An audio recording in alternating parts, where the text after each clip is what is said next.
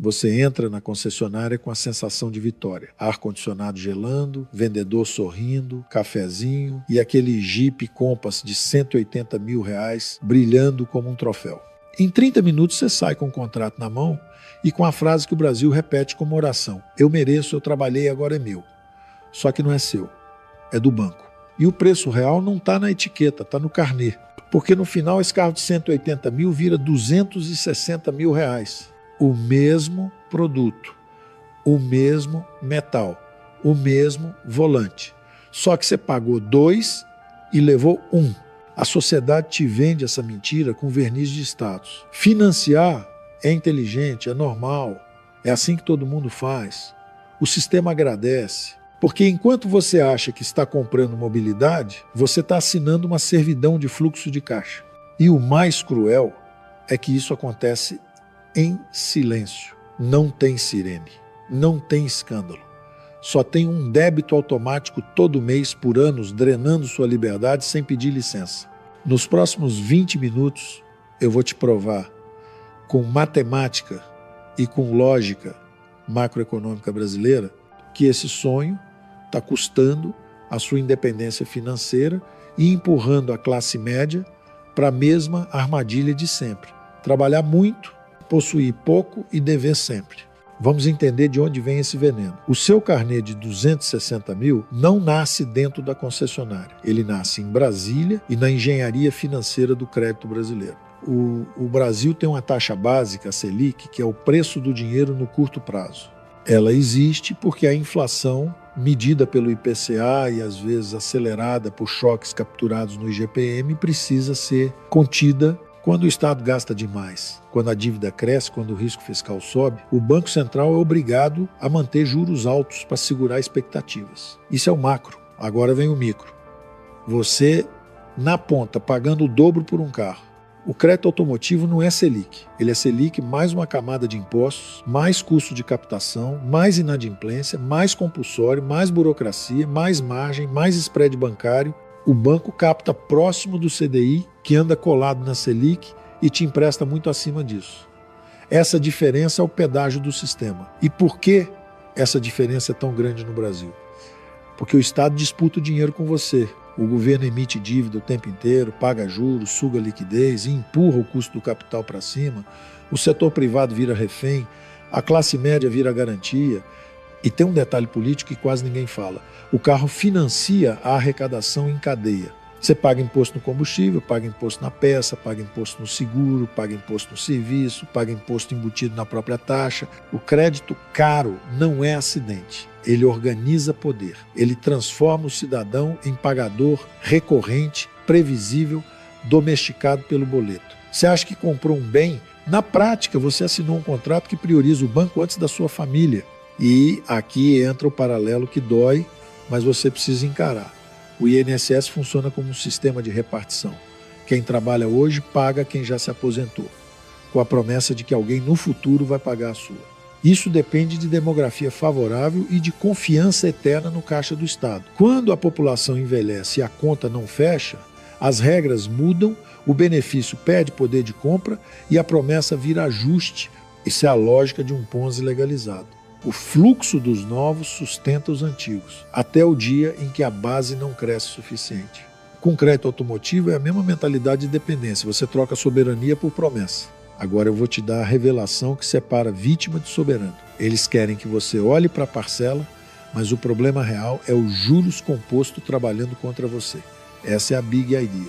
Não é o carro, não é o vendedor, não é o sonho. É o mecanismo invisível que transforma tempo em punição quando você está endividado. O mesmo juros composto que enriquece quem investe em Tesouro Selic, CDB de banco sólido, fundos atrelados ao CDI, ou até mesmo uma carteira bem escolhida de FIIs e ações, destrói quem financia. O Brasil é um país onde o dinheiro tem preço alto porque o risco é alto e porque o Estado é pesado. Então o tempo é caro. Se você está do lado do investidor, o tempo te paga. Se você está do lado do financiado, o tempo te cobra. E ele cobra todos os dias, mesmo quando você está dormindo. Você trabalha 8, 10, 12 horas por dia. O juro trabalha 24. Quando você financia um carro caro, você está fazendo duas apostas ruins ao mesmo tempo. A primeira é achar que sua renda futura é garantida, estável, protegida contra inflação e desemprego. Não está. A segunda é achar que o carro é patrimônio. Não é. Carro é despesa com depreciação. Ele perde valor com o tempo e exige manutenção. Ou seja, você está pagando juros de um ativo que se desmancha. E o grande truque psicológico é que o sistema te entrega o prazer agora e empurra a dor para depois. A assinatura do contrato é rápida, emocionante e socialmente validada. E o custo real vem em parcelas longas, monótonas, cheias de pequenos encargos que ninguém lê. Só que não são pequenos. Somados, viram o seu ano perdido. A partir daqui, eu vou abrir o capô dessa máquina e mostrar a matemática da destruição. Você vai ver porque 180 vira 260. E o que isso rouba de você em 5, 10 e 20 anos. Vamos abrir a conta, sem poesia, como um CFO faria. Você tem um Jeep Compass de 180 mil reais. No carnê ele vira 260 mil. Essa diferença de 80 mil reais não é detalhe. É o preço da sua pressa. O sistema te vende o carro, mas o que ele realmente vende é tempo financiado. E tempo no Brasil tem juros altos. Comece pelo básico.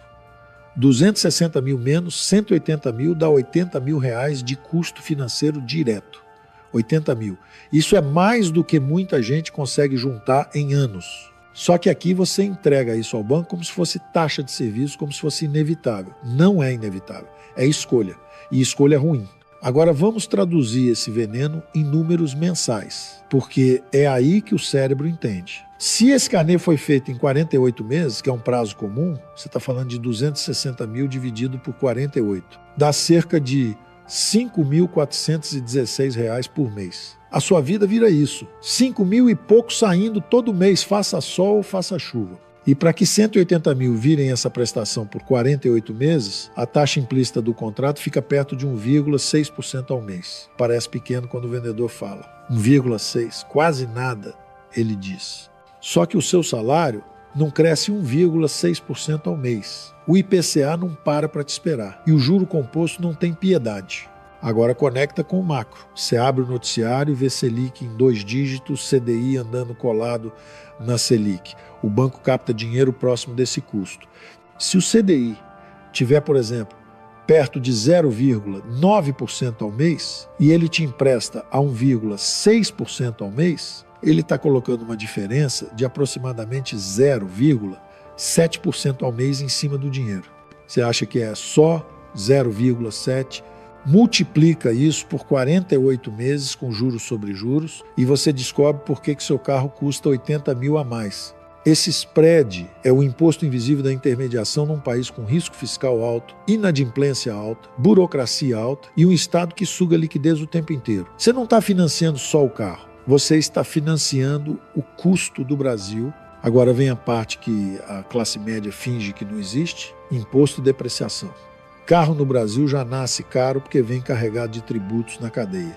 Você paga imposto embutido no preço do veículo e depois continua pagando imposto no combustível, no seguro, na manutenção, no licenciamento. Mesmo sem cravar uma alíquota exata, dá para falar com honestidade intelectual. Uma fatia enorme do preço de um carro novo é carga tributária e custos regulatórios. Se você assumir de forma conservadora que algo como 1/3 do preço está nessa camada, você está falando de 60 mil reais dentro daqueles 180 mil que não viram patrimônio, viram arrecadação e custo de sistema, e aí você ainda paga juros sobre isso porque o banco não financia o carro, ele financia o preço final inchado. Você paga juros até sobre imposto. Isso é uma humilhação matemática.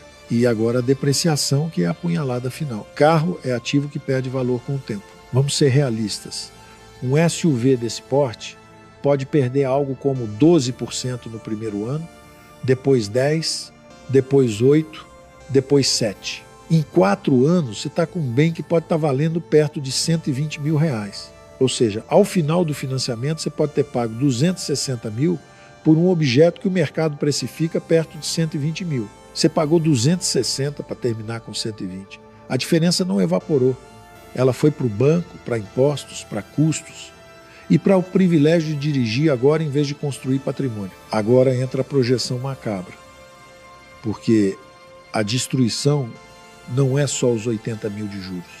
O crime maior é o que esses 80 mil poderiam virar se estivessem do seu lado, trabalhando em tesouro direto, em um bom CDB atrelado ao CDI, em uma carteira disciplinada. Vamos colocar um número plausível para uma taxa mensal ligada ao CDI em período de Selic alta, algo como 0,9% ao mês. 0,9% ao mês dá por volta de 11,5% ao ano nominal. Não é promessa de milagre, é o básico do Brasil quando o juro está alto. Se em vez de entregar 80 mil ao banco, você tivesse esses 80 mil investidos a 0,9% ao mês, em 10 anos esse valor vira aproximadamente 234 mil reais. Não porque você trabalhou mais, mas porque o tempo trabalhou para você. Em 20 anos, esse mesmo 80 mil vira perto de 687 mil reais. Esse é o tamanho do roubo invisível. Você acha que está perdendo 80 mil, mas na verdade está queimando uma semente que poderia virar quase 700 mil com disciplina e tempo. E agora o custo de oportunidade mais brutal de todos, aquele que separa a vida da vítima da vida do soberano. Repara no que você está fazendo quando assina um carnê de 5.400 por mês. Você está assumindo que você consegue pagar esse valor por 4 anos sem interrupção e sem perder o emprego, sem adoecer, sem ter um filho que exige mais gasto, sem ter aluguel subindo, sem ter escola subindo, sem ter IPCA mordendo o supermercado. Você está amarrando seu fluxo de caixa num país que não dá previsibilidade. Isso é suicídio financeiro disfarçado de conquista. Agora faz o exercício inverso. Imagine que você pega essa mesma prestação, 5.400 por mês, e em vez de mandar para o banco, manda para um investimento conservador atrelado ao CDI, mantendo a disciplina por 48 meses. Com 0,9% ao mês, ao final de 4 anos, você acumula algo em torno de 323 mil reais. 323 mil. Isso é o que o soberano faz. Ele transforma a prestação em patrimônio. Ele compra o direito de escolha. E eu vou deixar isso ainda mais claro com um contraste que dói. A vítima entra no ciclo do carro financiado como se fosse destino. Ela paga 48 meses, troca de carro, entra em outro contrato, porque todo mundo faz. Em 20 anos, ela repete esse ciclo 5 vezes. Mesmo que o custo financeiro por ciclo fosse só 80 mil, ela torraria 400 mil reais só em juros e custos de financiamento ao longo da vida adulta. E isso sem contar que os carros vão ficando mais caros, porque o IPCA corrói o real e o câmbio empurra preço de peça e de veículo. A Selic sobe quando o fiscal piora, o crédito encarece e o ciclo fica mais cruel. A vítima acha que está subindo de padrão. Na prática, ela está sendo mantida no mesmo lugar, pagando pedágio para o sistema. O soberano faz o oposto. Ele entende que carro é consumo. Ele compra o que cabe à vista, ou com prazo curtíssimo, ou compra usado com depreciação já realizada e dirige sem pagar juros longos. Ele usa a Selic e o CDI como aliados, não como inimigos.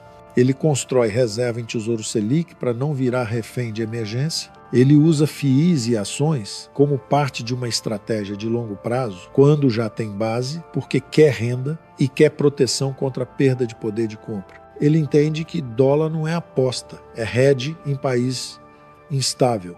E, principalmente, ele não conta com o INSS como pilar. Porque o INSS é um sistema de repartição pressionado pela demografia, que depende do fluxo dos novos para pagar os antigos, e quando o fluxo não sustenta, o Estado muda a regra, empurra a idade, reduz benefício real. Isso é um Ponzi legalizado na lógica, mesmo que tenha carimbo oficial. O soberano não terceiriza futuro para um caixa político. O mecanismo do financiamento é simples e perverso. Você troca a liberdade futura por conforto imediato. E no Brasil, com juros altos, inflação te cutucando o tempo inteiro, esse tipo de troca quase sempre termina do mesmo jeito. Você trabalha para pagar o passado, não para construir o futuro. O Jeep não é o problema. O problema é a matemática do contrato e o seu hábito de aceitar o preço do dinheiro como se fosse normal. Agora vamos olhar para frente, porque a classe média brasileira adora fingir que o futuro vai ser uma repetição confortável do presente. Não vai. O Brasil é um país onde o risco fiscal nunca dorme. Quando o governo gasta mais do que arrecada, ele precisa se financiar. Ele emite dívida. Para essa dívida ser comprada, o mercado exige remuneração. Isso pressiona juros, pressiona o custo do crédito e coloca a Selic como um termômetro permanente de ansiedade. E quando a inflação ameaça sair do controle, o Banco Central responde com juros altos para não perder a âncora. Essa dinâmica, ela não é teórica. ela aparece na sua vida como prestação cara, como supermercado mais caro, como seguro mais caro, como combustível mais caro.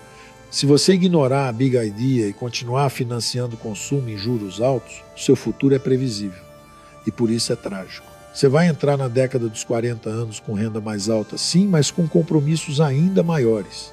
Porque o padrão de consumo sobe mais rápido do que a renda e o crédito é a ponte que te faz atravessar para o lado errado. A cada ciclo de financiamento, você reduz sua capacidade de construir reserva. Sem reserva, qualquer choque vira emergência. Qualquer demissão vira pânico, qualquer doença vira dívida. E o sistema é especialista em capturar esse pânico com mais crédito, mais parcelamento, mais rolagem. Você vira um refém, elegante, bem vestido, com carro bom na garagem, mas com o pescoço preso no boleto. O cenário macro brasileiro tende a piorar para quem vive de salário e dívida, porque a demografia empurra o INSS para uma conta mais pesada. Menos gente trabalhando para sustentar mais gente recebendo. Isso significa pressão por aumento de contribuição, mudanças de regras, idade mínima mais dura, benefícios com menos poder de compra. E enquanto isso, a inflação não pede desculpa. O IPCA corrói silenciosamente, mesmo quando ele está controlado, ele ainda come.